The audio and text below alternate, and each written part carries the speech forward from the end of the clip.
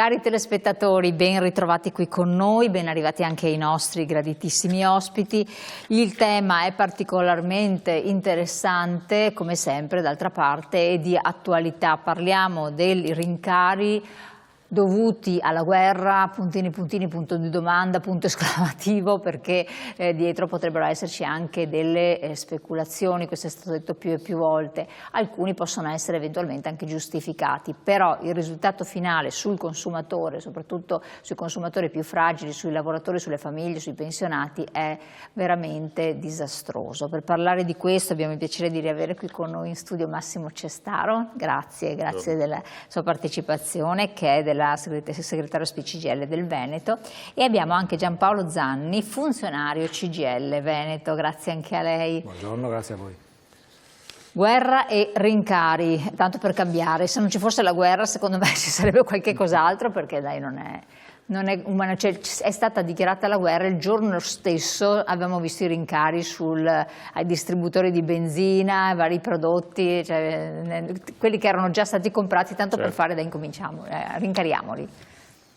Certo, noi siamo ormai in presenza da tempo di forme di speculazione, abbiamo sotto gli occhi, insomma, appunto come diceva lei, il giorno stesso in cui nasce il conflitto, automaticamente abbiamo visto l'effetto al distributore di benzina, per la verità al distributtore di diesel, ecco, perché lì c'è stato l'incremento. Perché la maggior parte delle persone ha diesel. Sì. Ecco, però faccio dire una cosa, perché siccome sento anche in questi giorni, appunto anche i suoi colleghi intervistano insomma, un po' di persone, di commentatori, insomma, e si tende ad attribuire questa scelta degli Stati Uniti a un presidente che sarebbe un po', diciamo, con qualche venerdì in meno, insomma, ecco.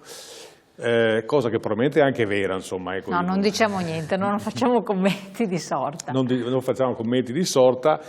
Dico che bisogna stare attenti con questa valutazione, perché ammesso e non concesso che il Presidente sia o meno sano, adesso ci penserà gli Stati Uniti a vedere, il punto è che siamo in presenza di una scelta politica che riguarda gli Stati Uniti, ma che riguarda anche tanti paesi europei, cioè America First, cioè prima l'America, è più o meno lo stesso slogan di prima gli italiani, poi ci sarà qualcuno che dice prima i francesi, sarà qualcuno che dice prima i tedeschi, di tutti questi primi, poi c'è sempre qualcuno che è più primo degli altri, e se questo più primo degli altri c'è anche una potenza economica e militare, gli effetti si vedono. Ora, il punto qual è? Che proprio di fronte a quello che sta succedendo è assolutamente necessario che ci siano gli organismi internazionali che regolano i rapporti tra gli Stati, perché questo è un elemento di garanzia per tutti, perché ormai siamo in un mondo oggettivamente interconnesso. Adesso diciamo, scopriamo che dallo stretto di Hormuz, che molti di noi non sapevano neanche dove fosse, da lì dipende, diciamo, l'economia di larga parte del mondo. E il problema è che queste scelte poi hanno un effetto e una ricaduta sulle persone che sono quelle che magari proviamo a vedere adesso, cioè gli aumenti vertiginosi delle materie prime, sapendo che quando si incide su benzina e gasolio si incide sul trasporto, e quindi il trasporto incide sui costi alla distribuzione, significa il riscaldamento, significa la corrente elettrica, significa le condizioni minime che le persone hanno rispetto alla propria esistenza. E i dati che abbiamo registrato preoccupano non poco, non sono solamente dati nostri, sono dati che vengono fuori anche da organismi internazionali e dicono che se la situazione continua ad andare avanti in questi termini, la ricaduta sulle persone e naturalmente sulle persone normali e ancora di più sulle persone più fragili e quindi più vulnerabili rischiano di essere ricadute pesantissime. Come spesso succede, quelli ricchi diventano ancora più ricchi e le persone normali e le persone più fragili subiscono gli effetti pesantissimi della crisi. già avevamo diciamo, qualche preoccupazione rispetto all'incremento dei prezzi prima del conflitto in Medio Oriente. Adesso la cosa sta diventando molto ma molto preoccupante. Naturalmente noi tutti confidiamo sul fatto che ci possa essere una soluzione da qui a breve, ma gli esperti dicono che anche nel caso in cui ci fosse una soluzione da qui a breve, gli effetti, diciamo l'onda lunga della crisi rischia di pesare sulle persone ancora per parecchio tempo. Quindi diciamo bisogna stare accorti, cioè quando si fanno queste scelte, quando gli elettori insomma, fanno delle scelte diciamo per primeggiare e quindi quella forza o quell'altra politica che ti dice che noi dobbiamo essere i primi, attenzione insomma, perché poi come dicevo prima c'è sempre quello che è più primo degli altri e dobbiamo capire, e soprattutto gli europei, che occorre avere una condizione tale per cui i rapporti economici e i rapporti commerciali devono essere regolati non con la forza delle armi ma con la forza del libero scambio, delle capacità che ogni paese ha, altrimenti gli effetti rischiano di essere quelli che magari tra un attimo vediamo con le slide. Però a me sembra che siccome periodicamente, ormai ripetitivamente, qualsiasi cosa possa succedere va a cadere sulla dinamica dei rincari, ma qualsiasi cosa, ci può essere una tempesta, un diluvio, un evento atmosferico anziché un evento bellico, sociale, pandemico, tutto, che per carità siamo globalizzati e quindi oneri e onori, però dietro, l'ha detto anche lei in esordio, speculazioni e i sindacati anche a livello europeo, le associazioni dei cittadini, dei consumatori non possono in qualche modo intraprendere delle azioni perché ci sia una governance di controllo di queste impennate in modo che anche i prezzi non siano sottoposti a un algoritmo dove appunto c'è sempre qualcuno della filiera che va ad arricchirsi e poi i produttori di base non ne traggono grande giovamento, così almeno sembra per adesso, e il consumatore finale è quello che ne subisce tutti i danni. Ma noi quello che possiamo fare è chiedere che i governi a livello nazionale e a livello internazionale facciano il loro compito, cioè nel senso come sindacato non abbiamo una autorità da poter esercitare però una in questo forza senso. Magari di pressione di numeri. E la pressione è quella che proviamo a fare, devo dire, anche in Italia, diciamo, e non solamente in Italia, insomma, abbiamo chiesto che i governi si operino per avere un controllo sui costi, perché la cosa che diceva lei è vera, cioè ogni sternuto produce un effetto pesante sui consumatori. E qui è chiaro che diciamo, si scambia l'idea del libero mercato e quindi da libertà di impresa eccetera col fatto che comunque un elemento di governo, di controllo dovrebbe comunque esserci, perché ripeto stiamo parlando delle condizioni materiali delle persone e di elementi essenziali per la vita delle persone.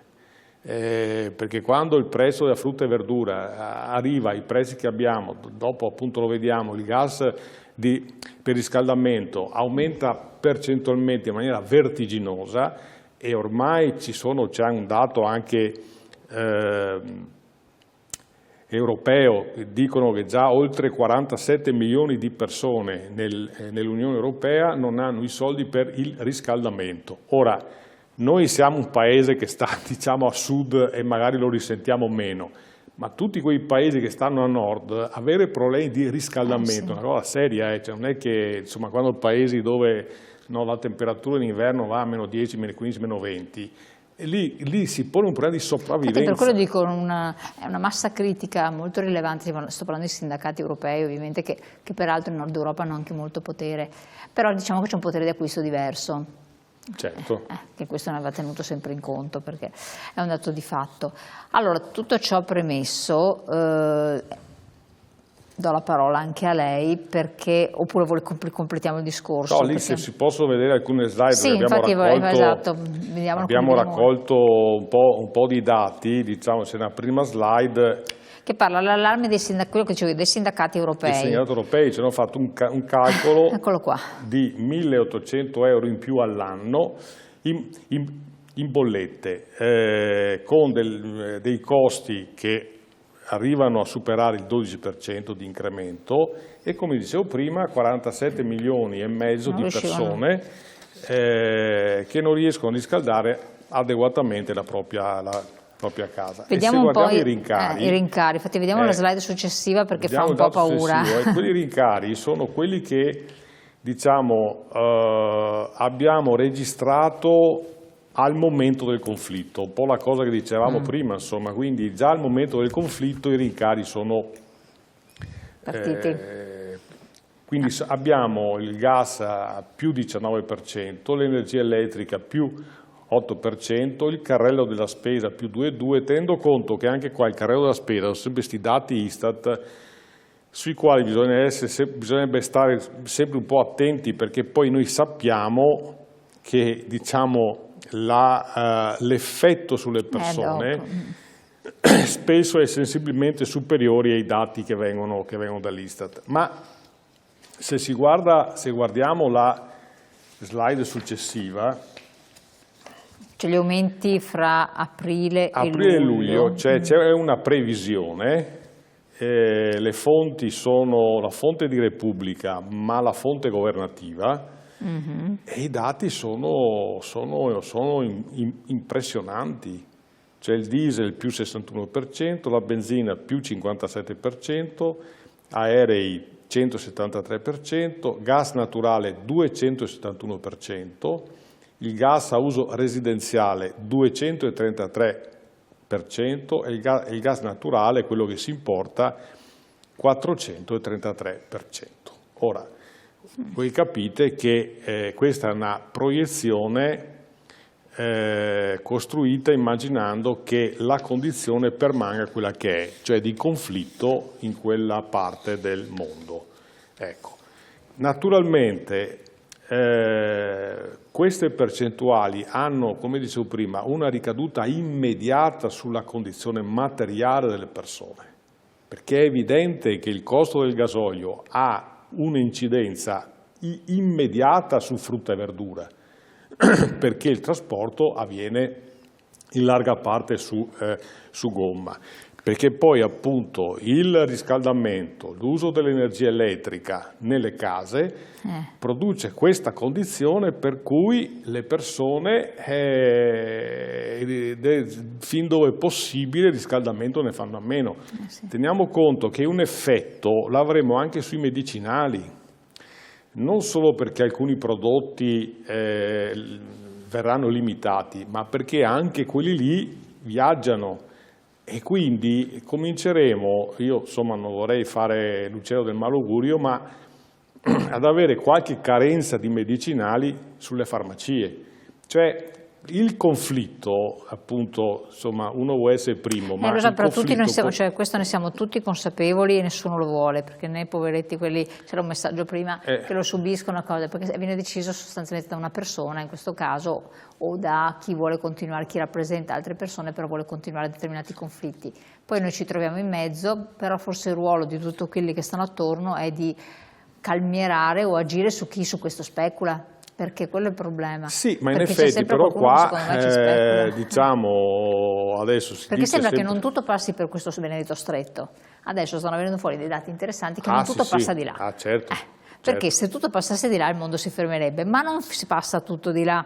E quindi c'è qualcosa che non torna, perché ad esempio noi tanto gas lo riceviamo dalla Russia oggettivamente, quindi continua ad arrivare fino a tra poco, continua fino al 2000, insomma tra poco tempo so che ci sarà un provvedimento, quindi c'è qualcosa su cui bisogna informarsi maggiormente, riflettere. Ma questa è speculazione nuda e cruda, esatto. Insomma non c'è ombra di dubbio. Leggo il messaggio, prima di andare in pubblicità, leggo il messaggio, se lo leggevano avanti in onda, che era appena arrivato, che non ero riuscita a vederlo. La concertazione non sempre porta a risultati veloci, nel frattempo la gente in Iran viene uccisa dal regime, cosa fare? Cosa fare? Serve una risposta. Pubblicità, poi torniamo insieme.